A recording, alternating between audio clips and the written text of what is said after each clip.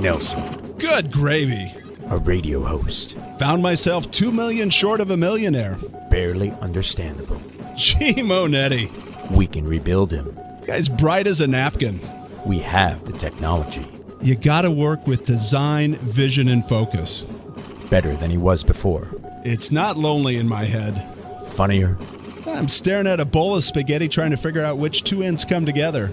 More informative. Characters defined by what you do once you screw up, not if you make mistakes along the way. And just as sarcastic. You sausage. Oh, come on! Give us 60 minutes and we'll give you Nelson Radio every Saturday from 2 to 3 p.m. on KTLK AM 1150.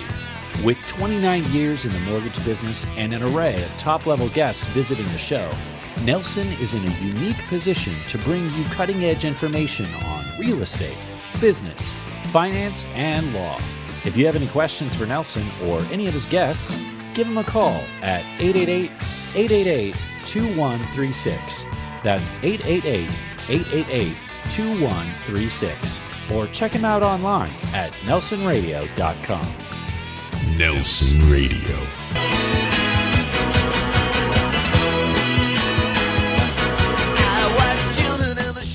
You're back with Nelson Radio. I'm Nelson, and I'm with my special guest host, Cesi Pagano. We're moving into our Stump the Experts and fielding some listener questions.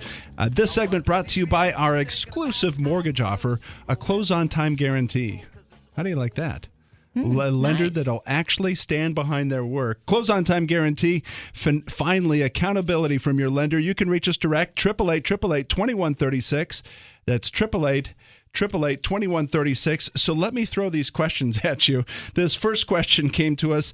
It says, I suck at investing. In real estate, I purchased at the peak and sold at below the valley floor. I want to buy back in today's real estate market, but how can I feel confident that now is really a good time? You know, I think it comes down to the strength of financial strength of that buyer. Because when you buy an investment property, you have to be prepared to hold on to it. Don't sell it in a panic. Don't buy it to sell it in a couple of years necessarily. You have to be able to prepare, or you have to prepare yourself to hold on to it for as long as you can. And then when you see the opportunity to sell it, it can make you money, or trade it up, or exchange it as a 1031 exchange, whichever way you go. That's when you make your move. Do you have examples of where you actually coach your buyers down into a lower price, thinking that they're just getting too far over their skis?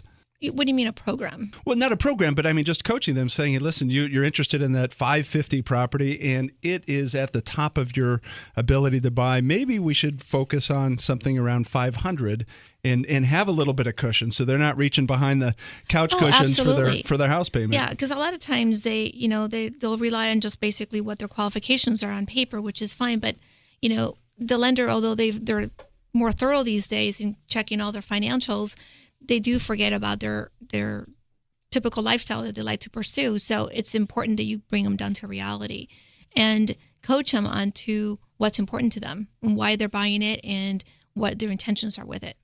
So we touched on this in one of the previous segments, but I want to hit this question right to you. Half the media reports that short sale opportunity is declining. The other half still represents that there's a huge glut of bank-owned properties that haven't been released. What's your opinion, Cesi? Something to keep in mind is a lot of people are thinking that the banks are holding on to their assets on purpose. They're not.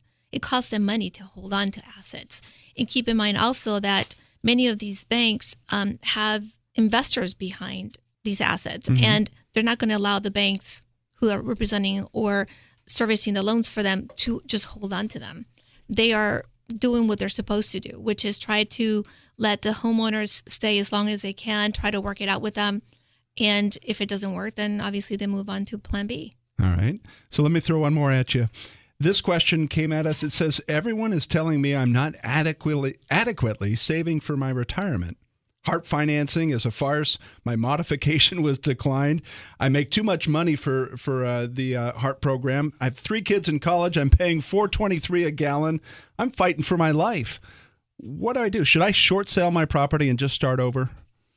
It's not a black and white answer. I think it just comes down to, is there a way to restructure their finances? They need to be talking to a financial advisor and see what can save them and help them keep their home.